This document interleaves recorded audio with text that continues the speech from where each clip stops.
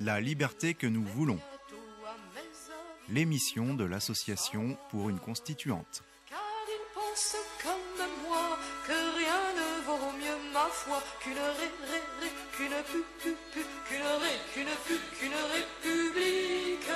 bien démocratique. www.pouruneconstituante.fr. Voilà notre jingle favori pour notre émission avec l'association pour une constituante. Alors on est au complet aujourd'hui avec vous, André Bellon. Bonjour. Alors il n'a pas de micro mais il dit bonjour. Bonjour Antonin. Bonjour Michel. Donc Antonin, on se retrouve tous les mois pour co-animer ces émissions. Donc André, je le présente plus. Il est président de l'association pour une constituante. Il est administrateur de l'INSEE et voilà, ancien président de la Commission des Affaires étrangères à l'Assemblée nationale. Et nous sommes également aujourd'hui avec Yvan Lubaneski. Bonjour.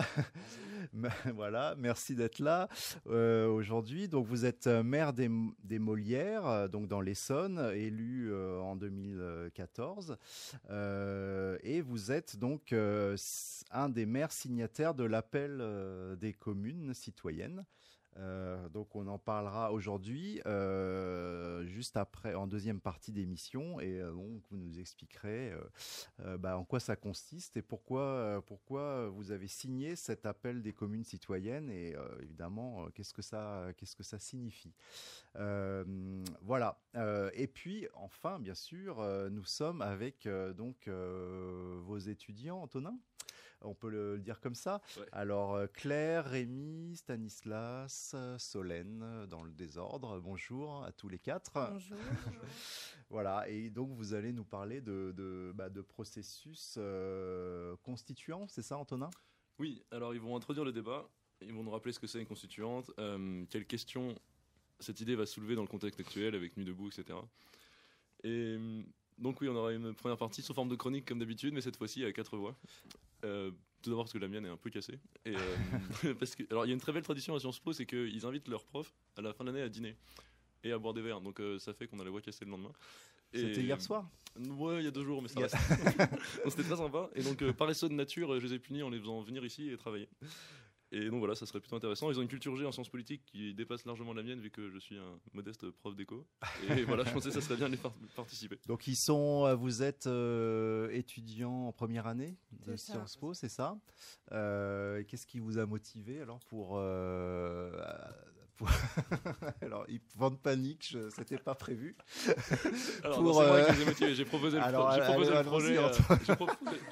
le projet à des gens, à ceux qui avaient une voix dynamique.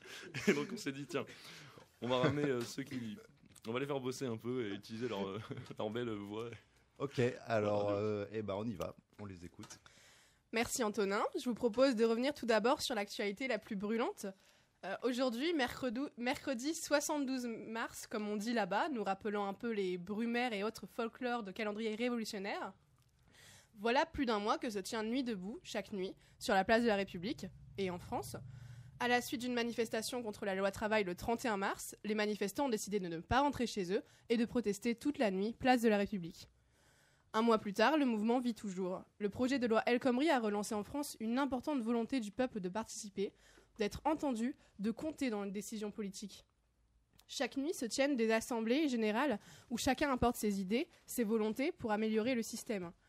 Étudiants, travailleurs, chômeurs, parents et même enfants, engagés ou simples curieux, Nuit debout veut représenter le peuple incompris et non écouté. Chaque nuit, les participants apportent leurs idées, et c'est le 42 mars, c'est-à-dire le 11 avril, qu'est sortie l'idée de mettre en place une assemblée constituante. En effet, Solène, le terme a été entendu au cours de diverses interventions, et là, on essaie de se rappeler nos cours d'histoire du lycée, et on se dit, mais qu'est-ce qu'une assemblée constituante ? Alors, pour commencer simplement, une assemblée constituante, c'est un pouvoir constituant. Elle prend la forme d'une assemblée de représentants d'un pays, et a pour mission de rédiger ou d'adopter une constitution ou une modification de celle-ci. C'est assez limpide, vous le conviendrez. Là où ça se complique, c'est dans le cas où l'Assemblée constituante n'est chargée que de la rédaction d'un projet. Alors, celle-ci est entérinée par le détenteur du pouvoir, c'est-à-dire le président, ou bien par référendum. Suivant les circonstances, les membres de cette assemblée peuvent avoir d'autres fonctions institutionnelles ou avoir été désignés expressément pour cette mission.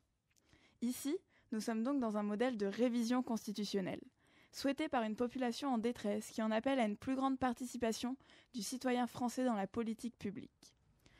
Pour mieux comprendre ce qu'il en est, et comme il est souvent coutume, j'ai cru le comprendre dans cette émission, nous allons passer par un rapide rappel historique des exemples de constituantes réalisées par le passé. Je te laisse la parole, Stanislas. Merci Claire. Alors en effet, nous avons pensé qu'il fallait absolument gratifier nos éditeurs d'un peu d'histoire. Pas d'inquiétude, on va revenir aux fondamentaux pour commencer. La France est le pays des constitutions. Rien d'étonnant donc à ce qu'elle soit aussi le pays des assemblées constituantes. Et vous allez voir, à la fin du XVIIIe, c'est ce qu'on peut dire un florilège. Cette histoire naît avec la Révolution. En juin 89, les États généraux réunis à Versailles se déclarent Assemblée nationale. Et elle s'octroie un pouvoir constituant par le célèbre serment du jeu de paume. Les travaux et les délibérations mènent à la Constitution du 3 septembre 91 qui fait de la France une monarchie constitutionnelle. Celle-ci se termine un an plus tard avec la suspension du roi. Il faut alors une nouvelle constitution et donc une nouvelle constituante. Pour la première fois, les Français sont appelés aux urnes et élisent la Convention qui rédige la Constitution de la Première République en 93. Mais jamais appliquée pour cause de terreur, c'était bien la peine. Et celle du Directoire en 95. Bon, tout le monde suit, alors on va partir au XIXe siècle. Tout d'abord, les textes constitutionnels s'enchaînent sans qu'ils ne soient le fruit d'une assemblée constituante élue.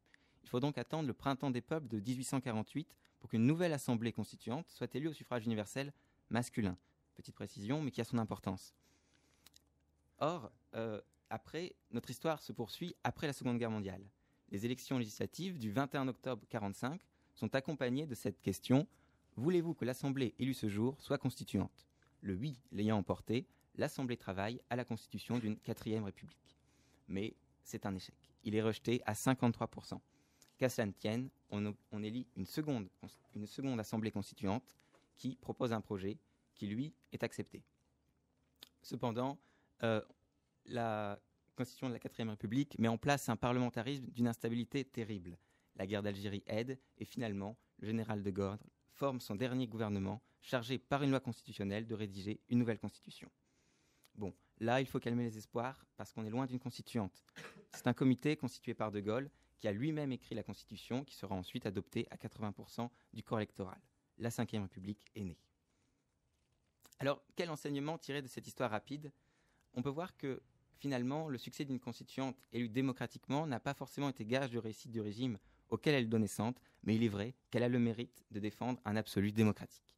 Je pense que Solène, tu peux reprendre le flambeau pour nous faire une analyse plus actuelle. Merci Stanislas.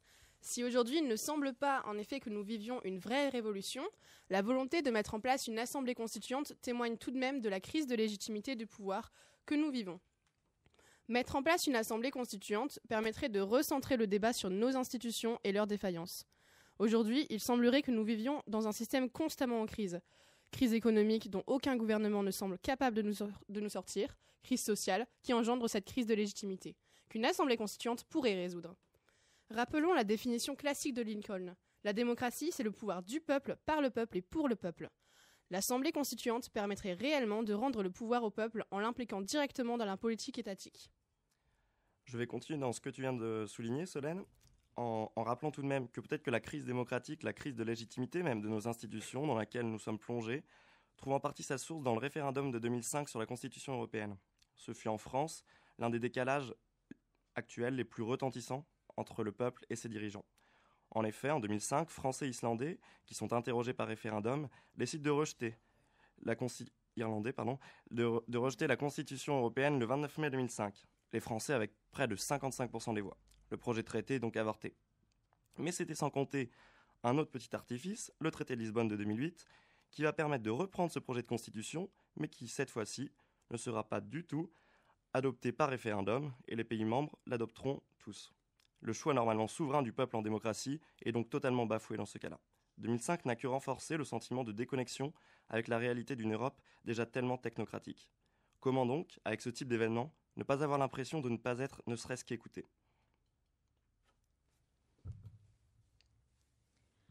J'entends bien tout ce que disent Rémi, Solène sur la question de la légitimité.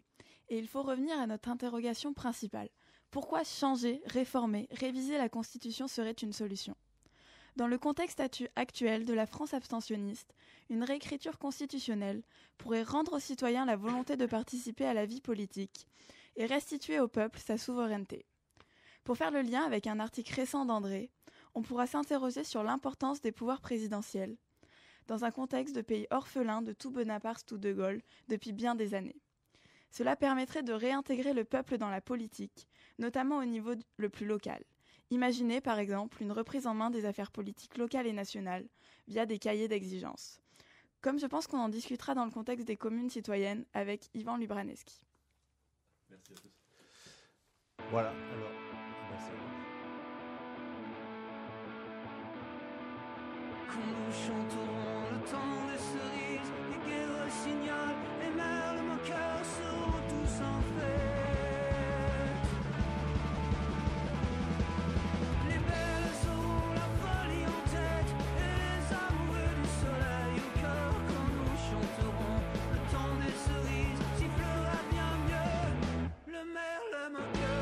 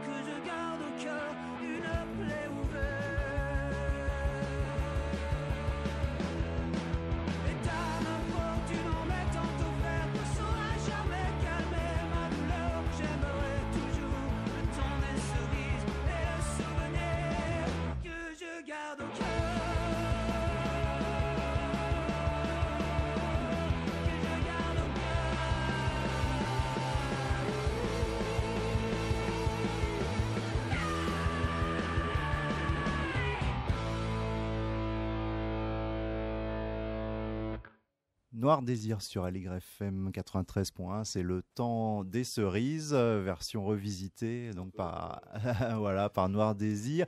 Donc on est avec l'association Pour une Constituante, avec vous Antonin, avec André Bellon donc président de l'association et avec Ivan Lubraneski donc qui est maire des Morlières dans l'Essonne, élu en mars 2014 et donc signataire de l'appel des communes citoyenne. Voilà, on vient d'écouter avant la musique, Antonin, donc une petite chronique et mise en perspective historique de la notion de constituante, donc par Claire, Rémi, Stanislas et Solène. Donc qui sont vos étudiants et oui. Qui nous ont rappelé évidemment que la France était historiquement le pays des constituantes et des constitutions. Que c'est pas nouveau. Oui, exactement. Donc j'espère que cette petite entrée en matière vous a tous inspiré pour la suite de l'émission. Et donc je sais pas si André, ça vous dit de réagir en fonction notamment de l'actualité, de tout ce qu'on vit, et notamment si on pouvait revenir un moment aujourd'hui sur l'utilisation du 49.3 hier. C'était en termes d'échec démocratique, je pense que c'est un très bon exemple aussi. Et ouais. Pardon, je vous laisse la parole. parole. André. Ouais, moi je vais faire, si vous permettez, simplement 2 remarques. D'abord, pour remercier Antonin et ses amis de nous avoir offert cette perspective qui présente deux intérêts. Le premier, c'est qu'on parle du fond, c'est-à-dire de la situation politique et sur quoi elle peut déboucher. Le deuxième, c'est de l'avoir remis dans une perspective historique. On est dans un pays qui a perdu son histoire et il serait grand temps qu'il la retrouve. Parce qu'un pays sans histoire... Je crois qu'il y avait une phrase de Braudel qui disait « Sans le poids de l'histoire, le présent ne serait qu'une péripétie ». Je trouve que ça s'adapte assez bien à la période actuelle. Donc ça, c'est une première remarque, je la trouve tout à fait importante. La deuxième, c'est que lorsque nous avons lancé l'association pour une constituante, donc après le référendum de 2005, et puis surtout après le déni de démocratie qui a été la signature du traité de Lisbonne, les gens à qui nous en parlions, c'est tout juste, ils ne nous demandaient pas s'il y en était encore des hommes de Néandertal. C'est quoi une constituante? Ah oui, pourquoi? Bon. Et quand on leur parlait de démocratie, quoi, on est en démocratie. La preuve, le mur de Berlin est tombé. Je ne vois pas franchement le rapport, mais si, il y a un rapport, bien sûr, mais c'était peut-être une condition nécessaire, elle n'était pas franchement suffisante. Donc, aujourd'hui, ce mot, constituante, qui apparaissait bizarre à l'époque, est un mot qui a été repris même par la rue. Et de ce point de vue, bon, il y aurait beaucoup à dire sur les Nuits debout, qui sont nées effectivement de la loi travail. Je dirais que l'avantage qu'elles ont eu, c'est la libération de la parole dans une période qui était une période où on ne pouvait plus parler. Tout s'imposait, il y avait des experts, des gens qui savaient. Bon, là, il y a des gens qui parlent. Or, c'est pas pour autant que ça donne la solution. Comme toujours, ce genre de processus, il y a un côté débridé. Il faut voir ensuite sur quoi il va déboucher. Il reste qu'il y a eu une libération de la parole et qu'ensuite, on verra bien à quel processus ça va mener. Moi, j'espère que ça va remener à la reconstitution de la démocratie, puisque c'est ça qui est en cause. Alors, puisqu'on parle d'hier, on peut porter des tas de jugements sur ce qui s'est passé hier. Si on reste dans le cadre du système institutionnel tel qu'il existe, un gouvernement veut faire passer une loi, il y tient, pour des raisons qui lui sont propres, que je ne partage pas obligatoirement d'ailleurs, mais il veut la faire passer. Et voulant la faire passer, il utilise les moyens constitutionnels qu'il a à sa disposition et il dit « Moi, je veux la faire passer, si vous n'êtes pas content, vous me censurez, donc vous virez le gouvernement. » 49.3, c'est ça. Là-dessus, il y a des gens qui, depuis des mois et des mois, disent « Nous, cette loi, on n'en veut pas. » La question qui va se poser, c'est est-ce qu'ils vont voter la censure? Oui, parce que s'ils ne la votent pas, il y a comme une contradiction. Donc, chacun est dans son rôle. Qui va être incohérent? C'est comme ça que ça se pose. Nous ne raisonnons pas dans ce cadre. On dit ce qui est en cause, ce sont les institutions. Et les institutions font qu'il y a un déséquilibre des pouvoirs qui font que l'exécutif maîtrise totalement le législatif. Et que donc, du coup, il n'y a plus de débat. Et donc, il n'y a plus de démocratie. Et c'est ça le vrai problème. Et c'est pour ça qu'il faut une constituante. C'est pas pour le plaisir de faire, tiens, allez, si je faisais une constituante ce matin, j'ai rien à faire, faire une constituante. Non, il y a une vraie crise de régime. Cette crise de régime ne peut aboutir qu'à deux solutions. Un pouvoir totalitaire, le retour à la démocratie. Un bonapartisme constituante, pour reprendre mon slogan favori. Voilà, c'est ça la situation. Alors, on va voir comment vont voter les députés à la motion de censure. Ça, c'est une première question intéressante. Après tout, ceux qui ont tellement râlé, vont-ils la voter? Va-t-il y en avoir deux? Après tout, il pourrait y avoir deux motions de censure. Pourquoi pas? Alors, on va faire réagir Yvan Lubraneski également sur la chronique qu'on vient d'entendre sur l'historique du processus constituant, sur cette notion de processus constituant. Est-ce que selon vous, notamment Nuit debout, et évidemment l'association pour une constituante contribue à remettre sur l'actualité, à remettre en lumière ce besoin de processus constituant? Alors d'abord, Le fait de retrouver des étudiants en sciences politiques, même si c'est pas si vieux que ça fait quand même un peu plus de 20 ans, c'est toujours agréable, ça rappelle des souvenirs. Et ils ont rappelé aussi les moments historiques où la République a dû se doter de nouvelles constitutions. On est probablement à un moment historique, comme le rappelait André à l'instant, où il va falloir s'en préoccuper. Et je rebondis sur ce que disait André à l'instant pour dire que au niveau des institutions, effectivement, on a le pouvoir exécutif qui a la main sur le pouvoir législatif et l'organisation d'une certaine verticalité du pouvoir dans les institutions de la Ve République. Et ça rejaillit dans le fonctionnement des partis. C'est ce qu'on entend, ceux qui regardaient éventuellement la télévision ou écoutaient la radio hier soir pour entendre quelques passes d'armes, notamment au sein du Parti socialiste. On voit bien qu'il y a une menace en direction des députés frondeurs ou d'autres députés qui considèrent simplement qu'ils ont leur liberté de parole et qu'ils émanent du citoyen et non pas spécifiquement d'un parti dans lequel ils se rangent parce qu'ils sont d'une famille idéologique, mais qu'avant tout ils émanent du citoyen et que leur pouvoir émane de leur élection en tant que représentant de la nation. Eh bien, il y a cette menace qui est dite très clairement, donc ça devrait nous interroger en leur disant si vous nous menacez, nous on vous investira pas dans les prochaines législatives, qu'elles soient dans quelques semaines ou dans un an. Donc on voit bien qu'on est dans un régime à bout de souffle, autoritaire, sur lequel il faut reprendre la main. Les moyens pour le faire, je crois qu'on va en discuter un petit peu ensemble. Bah oui, on en discute. Alors, est-ce que Antonin, je te laisse la parole. Un petit commentaire. Moi, ce qui me rend fou, c'est que systématiquement, les lois qu'on peut appeler les plus réactionnaires sont souvent, enfin, ça arrive très souvent que ce soit voté par la gauche. On parlait des députés qui vont voter la censure ou pas. Mais le problème, c'est que là, en fait, la droite va sûrement voter pour la loi, parce qu'ils sont, je pense qu'en majorité, on aura beaucoup de députés qui seront pour. Et ceux de gauche, il y a quand même une bonne partie qui vont suivre, parce qu'ils vont suivre leur parti. Donc au final, oui, il y a des frondeurs, des gens qui ont voulu se battre, etc. Mais c'est vrai que vu que l'opposition de droite ne va pas aller contre cette loi qui, selon moi, défend quand même des intérêts, certains intérêts patronaux, enfin, ça c'est mon point de vue, mais c'est vrai que dans ce cas-là, vu que la gauche fait pas son boulot quand elle est au pouvoir, on est mieux à la limite avec une loi de droite. Quand c'est la droite au pouvoir, au moins on a la gauche dans la rue, juste par principe démocratique ou par principe de contradiction. Quand c'est la gauche qui fait des lois de droite, forcément elle passe direct.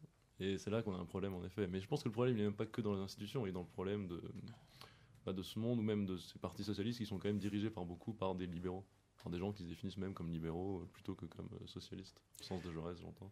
Alors le problème démocratique, le problème des institutions, de la Ve République et de leurs dérives. Alors maintenant, la question que j'ai envie de vous poser quand même, c'est est-ce que en tant qu'association pour une constituante, vous devriez vous réjouir du fait que notamment la Nuit debout contribue à mettre ce sujet sur le devant de la scène. Non, André ? Écoutez,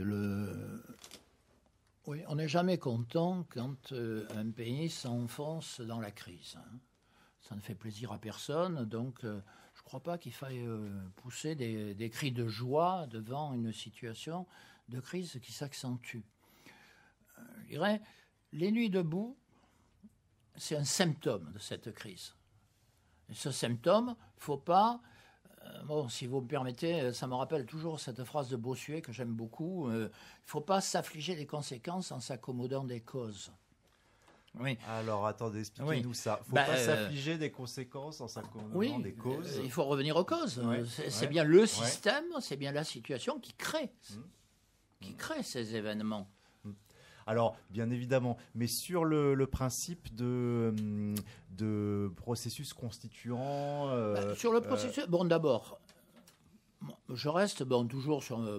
il faut avoir des slogans, ça simplifie la vie.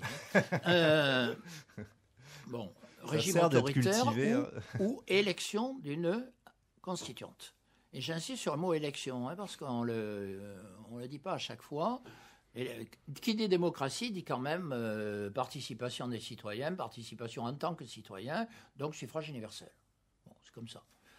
Et si on est contre le suffrage universel, enfin pour moi, on n'est pas démocrate. Bon, voilà. Mais il paraît qu'il y a des gens qui trouvent que c'est très bien d'être démocrate en étant contre le suffrage universel. C'est pas mon cas. Donc, élire une constituante. Alors après, il y a la modalité d'élection. Il ne s'agit pas qu'on retrouve exactement les mêmes, parce que sinon, ça ne sert à rien, c'est un coup pour rien. Bon. Il n'empêche que la question, je crois qu'aujourd'hui, après des années, elle est enfin posée. Alors sur quoi ça va déboucher ? Ça dépend de chacun de nous. Ça dépend effectivement des mouvements qui se développent, ça dépend des attitudes des salariés, des patrons aussi d'ailleurs, de tout le monde. Mais l'avenir de la communauté nationale est en jeu en ce moment. Puis ça dépend aussi des réactions européennes, soit dit en passant. Il me semble jouer un rôle assez essentiel. Mais en tant qu'association pour une constituante, alors André ou Antonin, vous devriez aller place de la République pour participer aux assemblées, aux comités qui travaillent sur justement la constituante pour contribuer, les aider. Alors, on a déjà parlé la dernière fois. Je suis passé un petit peu, mais alors après, il y a aussi des problèmes de légitimité, je pense, à Nuit debout, Paris même. Enfin, j'ai passé le micro à une de mes étudiantes qui a une question là-dessus, mais enfin, je pense qu'on va être assez d'accord. En effet, pour revenir à la légitimité de ces mouvements, je m'interroge un peu sur Nuit debout, parce que si un mouvement populaire semble esquisser les contours d'une volonté unanime de changement, je pense qu'il n'en reste pas moins l'expression d'une simple minorité. Et je trouve que la question de la représentativité de cette population reste tout de même entière. Ouais, et c'est ça, et c'est exactement ça. Moi, je m'étais dit... J'ai lu un article, c'est un article du Figaro pour le coup, parce que oui, ça m'arrive de lire le Figaro. Mais il faut. Bah oui. C'est pas le pire des non, qui était pas mal du tout, et qui disait, alors pour la province, je pense que ça compte pas trop ce que je vais dire, mais pour Paris, c'est vrai que c'est pas évident pour un travailleur pauvre qui vit en banlieue de se ramener à la place de la République. Se ramener à minuit pour faire des trucs, d'accord, mais se ramener à minuit pour un travailleur, c'est pas évident. Et oui, donc voilà, ça pose un petit problème. Après, je pense la représentativité, mais ça c'est un sujet qui est débattu. Il faudrait que le mouvement lui-même. En fait, je pense qu'il faudrait qu'il décolle plus en province notamment, parce que Paris, c'est vrai que pour venir dans le centre de Paris et être disponible à minuit, il y a des militants beaucoup qui viennent là, qui font un travail respectable. Mais c'est vrai que pour le citoyen de base qui n'a pas les moyens de se payer un loyer dans Paris, c'est plus dur de bouger, quoi. Dans les villes de province, c'est peut-être plus facile d'avoir des gens plus mixtes dans le centre. Et d'autant plus qu'il y a quand même aussi la question du débat même. On a vu la polémique qui a suivi la venue d'Alain Finkielkraut à Nuit debout. Je pense c'est un vrai scandale. Je pense que ça pose quand même aussi la question de... Il y a un débat certes, mais il faut quand même aussi laisser la parole à des gens qui n'ont peut-être pas le même avis là-dessus. Tu permets sur la légitimité. Oui, André. Bon, d'abord, c'est pour ça que j'ai insisté sur le fait que le peuple, c'est tout le monde. C'est tous les citoyens. On aime ou on n'aime pas Finkielkraut, c'est un citoyen, comme ça. Il a le droit à la parole comme tout le monde, mais une voix, pas 50 000. Bon. Alors s'agissant de Nuit debout, autant je pense que c'est un symptôme et que ce symptôme est intéressant. Bon, je ne reviens pas sur... les conséquences et les causes, mais c'est la conséquence d'une crise. Bon, c'est comme ça. Autant il est évident qu'ils ont le droit de chercher, et en particulier quelles pourraient être les bonnes institutions, etc., autant il est bien évident qu'ils n'ont pas légitimité pour les définir tout seuls. Ça, c'est tout à fait évident aussi. Bon, ils sont un mouvement. Ce mouvement a le droit de s'exprimer. Cette expression fait partie des expressions d'aujourd'hui, c'en est une. Puis il peut y en avoir d'autres. Alors, vous parliez de Paris, oui, c'est vrai que Paris, c'est toujours un peu spécial dans toute organisation. Bon, cela étant, moi j'ai eu des échos de province, en particulier dans certains endroits où nous avons des cercles, et où il y a eu des débats qui se sont faits entre nos cercles et les Nuits debout là-bas, en particulier à Nantes, au Havre... Bon, il y a eu un débat, c'est intéressant, et je pense que c'est quelque chose qui est destiné à se développer. Nous n'avons aucune intention de dire qu'on veut récupérer un mouvement quel qu'il soit. Il vit sa vie. Nous considérons que ce mode d'expression il existe aujourd'hui, il a à être pris en compte. Il ne représente pas l'ensemble de la population. Voilà, c'est tout. Ok. Alors, Antonin, on passe donc à l'appel au projet de commune citoyenne. Oui, c'est ça, parce qu'on parle de nouveaux types de débats, Nuit debout, etc. Mais donc quelque chose qui a été créé et dont notre élu local présent a été participant, c'est le projet de commune citoyenne. Alors, Yvan, si vous pouvez, vous avez été signataire de ce projet qui implique des acteurs de la vie politique locale, etc. Si vous pouvez un peu peut-être nous présenter ce projet. Oui, alors, en quelques mots, on est parti assez tôt. Nuit debout n'avait pas encore d'existence. Et parce que, comme on l'a rappelé tout à l'heure, on est dans un temps où il faut essayer de trouver comment la parole citoyenne peut être libérée de façon pacifique et du coup constructive. L'idée dans notre calendrier, c'est d'être fin septembre, au moment où on va rentrer en plein dans la campagne présidentielle. C'est d'ailleurs quelque chose qui personnellement me réjouit, parce que pour avoir une vie très militante, surtout depuis 2006, parce que j'avais été très jeune, extrêmement déçu par la politique.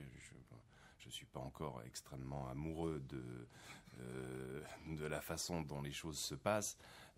Et je suis donc bien content d'ailleurs d'avoir des activités locales qui donnent du sens au mot politique à travers les initiatives qu'on peut prendre. Oui, on l'a pas assez précisé, mais notre invité est auteur de romans, compositeur. Vous êtes aussi formateur à l'Institut européen des politiques publiques.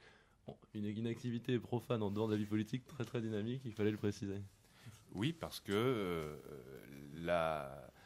un mandat politique, c'est une fonction, c'est pas un métier. Donc c'est très important qu'on renoue aussi avec ce principe-là, qu'on s'en donne les moyens, parce qu'on parle du statut d'élu depuis très longtemps. Mais ça, c'est un point très important là. À travers la Ve République, il y a aussi une classe politique qui s'est créée, qui s'auto-alimente, qui s'auto-désigne. On le voit quotidiennement. L'idée des communes citoyennes est relativement simple, mais comme elle est inédite, elle met le temps qu'il faut pour prendre au niveau de la population, puisqu'elle propose de n'avoir ni chef ni porte-parole. Je disais que moi, de mon côté, ça me remplissait de joie cette perspective de travailler sur ce projet-là, parce que du coup, toute l'énergie que j'aurais passée dans une campagne présidentielle, j'en ai fait deux très activement, et je vais la mettre là-dedans. Je pense que c'est beaucoup plus constructif d'essayer de libérer la parole citoyenne. L'idée, c'est que fin septembre se créent des comités locaux communes citoyennes, oui, que ça soit à l'initiative des communes ou à l'initiative d'un groupe de citoyens dans une commune. Évidemment, dans un second temps, on a mis en ligne sur le site internet qui s'appelle donc commune-citoyenne, les deux au pluriel, .fr. C'est noté. Un modèle de délibération qui peut permettre à un conseil municipal soit de créer ce comité local, soit de reconnaître l'existence d'un comité local qui a été créé par quelques citoyens. Alors à l'échelle de village, ça a du sens. Dans les villes, il va falloir peut-être que ça soit au niveau de quartier que ça se passe. L'idée est la suivante, c'est que dans ces comités locaux, les élus locaux comme les citoyens siègent exactement au même niveau. Il n'est pas question, voilà. C'est parce que ce n'est pas le cas, par exemple, lorsque des comités consultatifs sont créés pour parler de questions locales. Forcément, l'élu local est là pour proposer un projet, il en débat avec le citoyen. On fait ça régulièrement, enfin, pas partout malheureusement, mais dans les villages ou les villes où la parole citoyenne essaye d'être entendue, là il s'agit de se retrouver avec les citoyens pour parler des choses de l'État. Les citoyens donc, peuvent en être les initiateurs. aux communes de les accompagner parce qu'évidemment, dans ce cas-là, ils vont avoir un petit peu plus de moyens. Ça va être plus facile d'avoir une salle sans avoir besoin de se constituer en association, sachant que dans certains endroits, même quand on est une association, c'est pas facile d'avoir une salle. J'ai pas besoin d'aller très très loin de chez moi pour le voir, puisque quelquefois, des associations de villes voisines viennent nous demander des salles chez nous. Oui. Donc, l'idée, c'est que il y ait tout un débat autour des affaires de l'État, que la table soit ouverte, que les gens viennent s'y installer, de gauche comme de droite, peu importe. En principe, ça va être des gens qui aspirent à une écoute du point de vue de nos institutions et qui vont donc faire des propositions. Ce qui est intéressant, c'est qu'aujourd'hui, justement, les citoyens, s'ils ont envie de s'engager, ils sentent bien que s'ils rentrent dans un parti politique moulé dans la Ve République, ça va être très très difficile. Parce que quand on va dire qu'on les écoute, on va faire semblant de les écouter. Et puis les décisions, elles vont être prises de haut en bas. Oui. L'idée, c'est que là, on puisse proposer et que de lui-même, le comité local définisse un certain nombre de propositions, les travaille, de façon à les proposer au corps électoral de ce territoire, uniquement. C'est ça qui est plaisant dans ce projet, moi, qui Voilà. m'a touché. C'est que souvent on entend des trucs du style tous corrompus, etc., dans lesquels moi-même j'ai tendance à tomber des fois, mais on parle souvent des ministres, de ceux qui défendent leur carrière. Là, on revient à l'échelle locale, et donc je pense que ça peut réimpliquer tous les abstentionnistes, les gens qui ont plus confiance. Ils sont tellement locaux, ils connaissent leur maire. C'est vraiment au niveau des élus que les gens connaissent et que les gens apprécient. Et je pense que c'est pour ça que ce projet a vraiment une chance d'émerger. Donc on crée des comités locaux au Une niveau légitimité locale, des oui. communes, à l'initiative donc de ceux qui veulent. Dans votre commune, par exemple, donc au Molière, ça va se créer, c'est déjà en place. Comment ça se passe? Nous, on le fera, on va essayer d'être dans ce calendrier. Ça Il démarre faut en comprendre septembre. que sur une initiative comme celle-là, et s'il y a un vrai parallèle sur la forme qui est intéressant à faire avec Nuit debout, c'est la question du calendrier et du lieu. C'est-à-dire que là, on est en train de parler de comités locaux qui, dans chaque commune, vont faire leur tambouille, en fait, avec leurs idées, vont essayer d'avancer sur des propositions et vont se retourner en direction du corps électoral local. Donc jamais il va y avoir une ligne nationale ou un rassemblement de ces propositions, même si on peut imaginer que dans quelques mois ou quelques années, ça puisse se faire. Mais c'est pas le but au début. C'est vraiment de libérer la parole citoyenne localement. Ce qui est intéressant, c'est que à partir du moment, et c'est la force d'un mouvement comme Nuit debout, on voit, l'idée c'est une place centrale et le soir.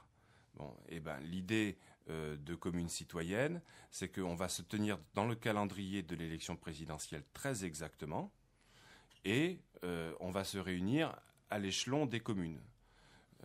Ça sera plus facile à l'intérieur que dehors, surtout qu'on va venir l'hiver. Oui, oui. Oh là là. Et donc, ça est dans des salles de réunion, etc. Mais voilà. Et l'idée du calendrier, quand on dit que il faudrait que ces comités locaux se retournent vers les citoyens de leur quartier ou de leur village pour leur proposer leurs propositions, c'est qu'une votation citoyenne, sans aucun cadre réglementaire d'ailleurs, ait lieu le jour du premier tour de l'élection présidentielle, dont nous connaissons la date, je crois, depuis peu. C'est 23, je crois. Je crois que c'est 23 avril 2017. Et que donc cette votation ait lieu à quelques mètres de chaque bureau de vote. Sur la base d'un cahier d'émargement, il faut rappeler, c'est très important, que tout citoyen en France peut avoir la liste d'émargement auprès de sa mairie en faisant la demande express par courrier au maire. Donc les listes d'émargement, voilà, la liste d'émargement de l'ensemble du corps électoral, on peut l'avoir. Donc on a la possibilité de convoquer le corps électoral, même dans quelque chose qui est à côté, n'est pas forcément réglementaire. L'idée, c'est que il y aura effectivement une élection où on risque d'aller un petit peu comme d'habitude, un peu prostré, en se disant bon ben qui c'est que je vais éliminer, et ça commence des fois même dès le premier tour. C'est toujours pareil. Hein. Et puis il y aura un côté où là par contre on verra des projets de nos voisins, des personnes de notre quartier ou de notre village qui ont élaboré des propositions. Et puis on viendra d'ailleurs, au lieu on n'a pas encore affiné ça dans les discussions, et puis il faut s'inspirer des expériences locales qui vont se monter. L'idée, c'est qu'aussi ces propositions ne soient pas forcément rejetées ou adoptées, mais qu'elles soient notées, par exemple, sur une échelle de 1 à 5. C'est-à-dire qu'on rentre aussi dans une pratique de la bienveillance et de la nuance, parce qu'aujourd'hui, le monde politique, c'est le monde de la violence et du clivage, qui quelquefois est extrêmement artificiel, avec des gens qui surjouent leur position uniquement pour asseoir leur pouvoir. Donc cette votation citoyenne, elle consiste à se prononcer, selon des modalités à définir, mais sur les projets qui ont été proposés par les comités locaux. Puis ça rappelle l'histoire, ça rappelle encore une fois le XVIIIe siècle. Moi, ça me rappelle vachement les cahiers de doléances. Alors, Voilà. Il me semble que vous avez essayé de les Alors, renouveler. on a repris le mot exigence parce Oui, que ça a doléance, changé. d'abord tout Oui. le monde fait des cahiers de doléances, ça Ah. devient la tarte à la crème. Bon. Deuxièmement, parce qu'il y a dans doléance une connotation de soumission. Soumis, oui, Merci mon complètement. maître de bien vouloir prendre en charge mes difficultés. Bon. Alors exigence, c'est plus volontaire, quoi. Et puis il y a la rime. Oui. Donc c'est quand On même, garde quelque chose, quand même. alors c'est quand même assez fort. Ça veut dire que vous, maire élu de la République, le jour de l'élection présidentielle, vous allez, enfin vous et votre comité local, organiser une votation parallèle. Les gens vont aller voter dans la mairie et à côté, dans la rue ou dans un autre endroit, ils pourront voter pour se prononcer pour ce. Alors tout à fait, il ne faut pas avoir peur de ça. Dans les premiers comités que nous avons formés, en tout cas pour discuter, pour essayer de travailler cette démarche, nous avons aussi des juristes. Donc même le jour d'une élection, il n'est pas interdit de faire ce qu'on veut dans la rue. Il ne faut pas mettre la pagaille dans un bureau de vote, ça on le sait. Mais si on est à quelques mètres, il n'y a aucun problème. Si on ne manifeste pas non plus, il n'y a aucun problème. Donc il n'y a pas réellement de sujet. Ça me rappelle une expérience qu'on a vécue dans mon village en faisant une votation citoyenne. Il faut savoir que ce mot-là est suisse. D'ailleurs, à ce moment-là, j'ai eu quelques remarques d'anciens élus qui disaient « mais qu'est-ce que tu es en train de faire ?» Parce qu'aujourd'hui, c'est cadré. C'est-à-dire on peut faire un référendum d'initiative locale, etc. Il faut demander la permission à la préfecture, etc. Voilà. Et l'idée qu'on avait eue sur un référendum que nous, on a fait, donc une votation citoyenne qu'on a faite au mois de novembre de l'an dernier, c'est de dire ce qui compte, c'est la parole des citoyens. On n'a pas besoin ni de la préfecture ni de qui que ce soit pour la demander. Et on a fait un bureau de vote sur la paille avec une urne et ça s'est très très bien passé. Les gens étaient contents. Et la finesse dont on a dû faire preuve du point de vue du conseil municipal, c'est de ne jamais mentionner ce vote dans la délibération pour la rendre possible. C'est-à-dire qu'une fois que la décision avait été prise sur ce sujet-là, la population avait voté à 82% pour. Nous, simplement, dans les considérants, si vous voulez, de la délibération qu'on a prise en conseil municipal, on a indiqué, étant donné que la phase de concertation nous a appris que la population est extrêmement favorable à cette décision, c'est simplement la phrase que nous avons mis au lieu de dire, étant donné le vote du temps à telle heure, etc., qui aurait pu donner la possibilité éventuellement d'un rejet de la délibération. Donc vous avez pris en compte cette votation citoyenne sans le dire explicitement, donc il y a déjà eu des précédents. Bon, alors on va suivre ça avec attention. On espère que beaucoup d'autres communes y participeront. Je ne sais pas si... On a des contacts. Il y a 36 000 à convaincre. 36 000 maires, voilà. Il y en a déjà au moins un qui a l'air plus que convaincu. Moi, je trouve que c'est une très bonne idée de se coller aux élections présidentielles, parce que vu que le but c'est de toucher un peu les abstentionnistes, et que c'est justement c'est l'élection où les gens vont se déplacer, ça peut être l'occasion d'avoir vraiment ce sentiment, de sentir plus ce que pensent les gens, et en faisant ces votations, peut-être de ressentir plus l'immanence démocratique de la représentativité au niveau local. C'est plutôt intelligent de faire ça dans ce calendrier plutôt que justement se caler sur les élections qu'il y a eu depuis un an, qui sont plus locales et plus limitées.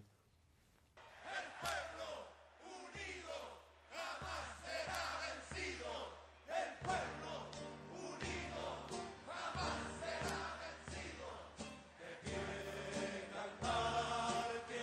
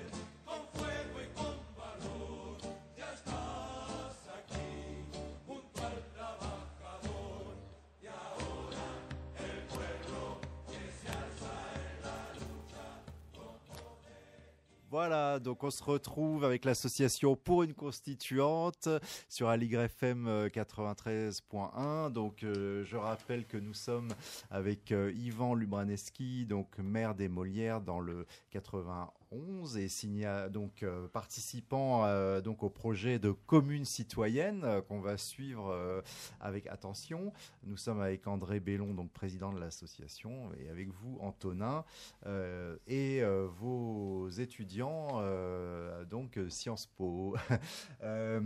Alors on a parlé de l'appel pour les communes citoyennes. On voulait parler avec vous André donc d'un deuxième appel, enfin d'un autre appel qui vous tient à cœur. Oui, comme tous les appels qu'on a lancés, de toute façon.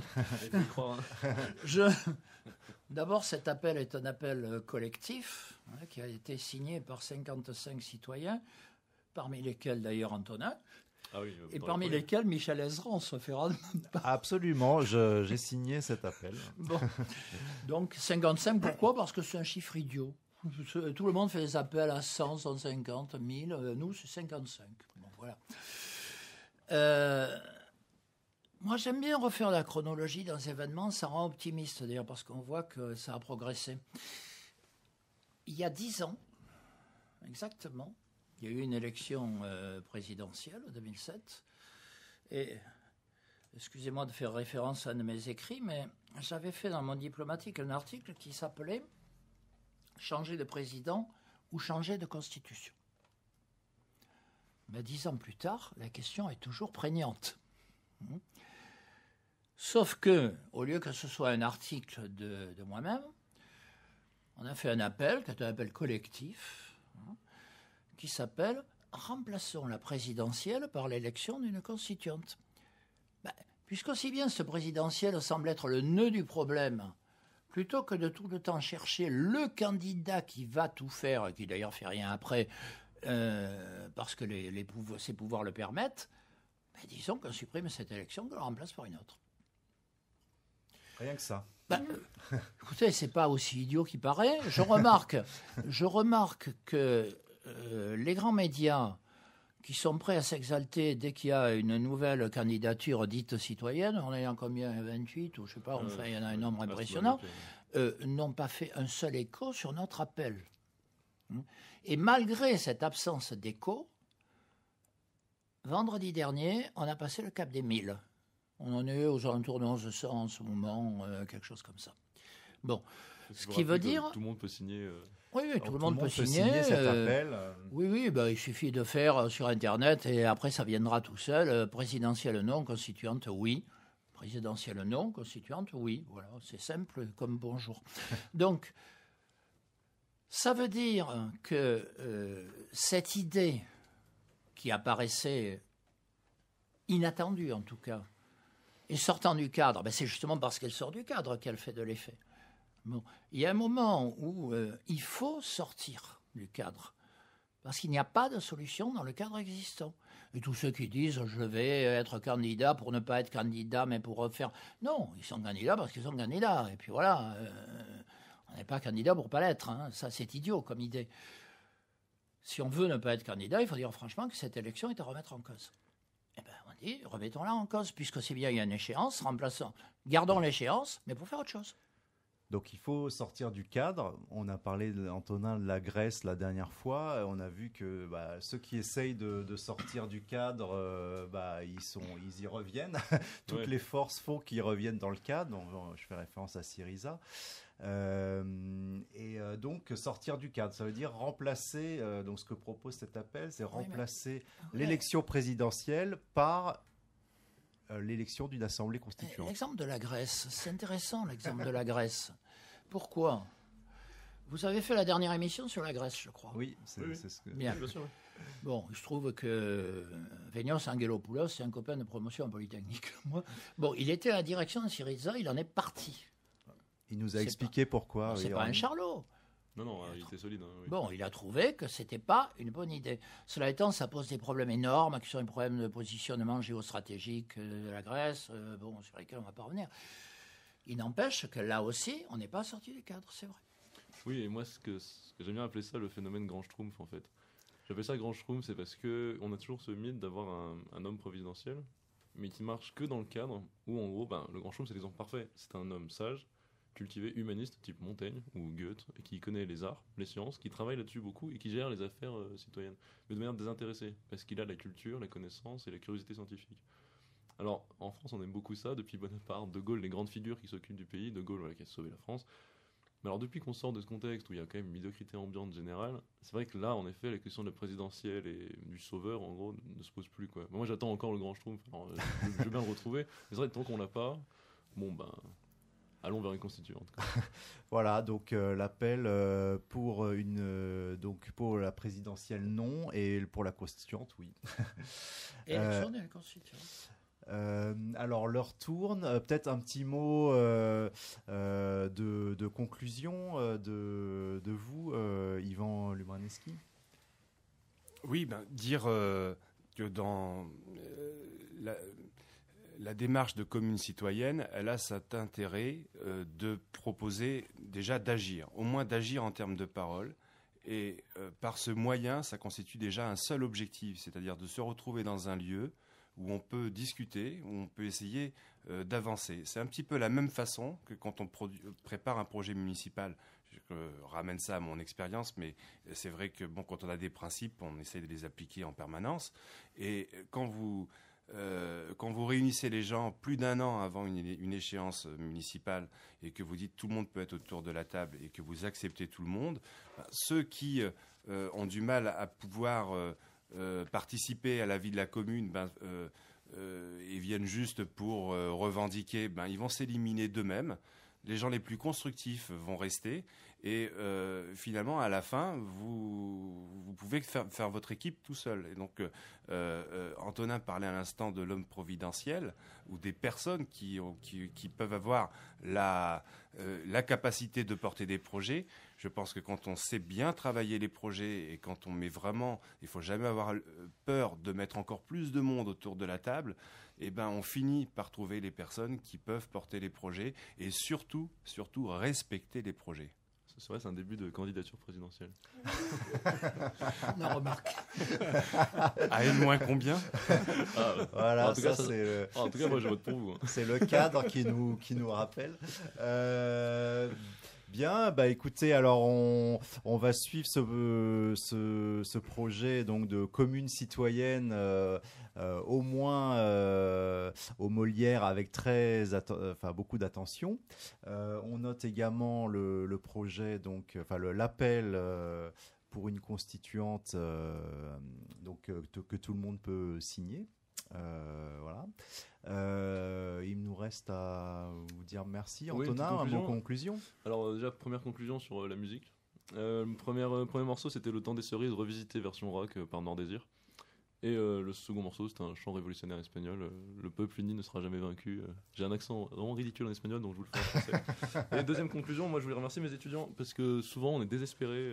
Alors j'ai vu des gens désespérés avant moi par la jeunesse, par moi en l'occurrence ou par ma génération. Moi je le suis souvent aussi quand je vois le niveau médiocre intellectuel général. Mais bon, j'ai eu l'occasion d'avoir des étudiants assez sympas, assez marrants toute l'année.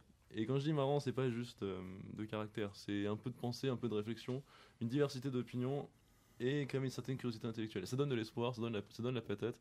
Et c'est aussi pour ça que j'aime bien ce boulot, quoi. C'est avoir des plus jeunes et qui veulent participer, faire des choses, ça fait plaisir, quoi. Même si on a des désaccords et des embrouilles souvent, c'est quand même le début. Non mais c'est vrai, c'est intéressant. Même en classe, il y a du débat démocratique, quoi. Et ça fait du bien, c'est rafraîchissant. Eh bel hommage d'Antonin à ses étudiants. Bravo. Alors, ils méritent quand même qu'on cite leur nom en entier, parce que j'ai dit que les prénoms. Alors, c'est Claire Collin, Rémi Dejoux, Stanislas Navo et Solène Vérag. Voilà. Merci beaucoup d'avoir été autour de cette table avec nous. Merci Antonin. Oui. Merci Yvan Lubraneski. Merci. Et merci André Bellon. À la prochaine. Petit jingle avant de se quitter.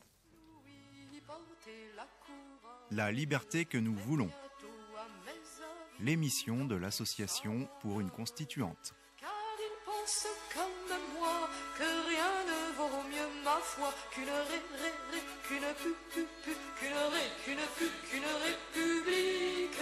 bien démocratique.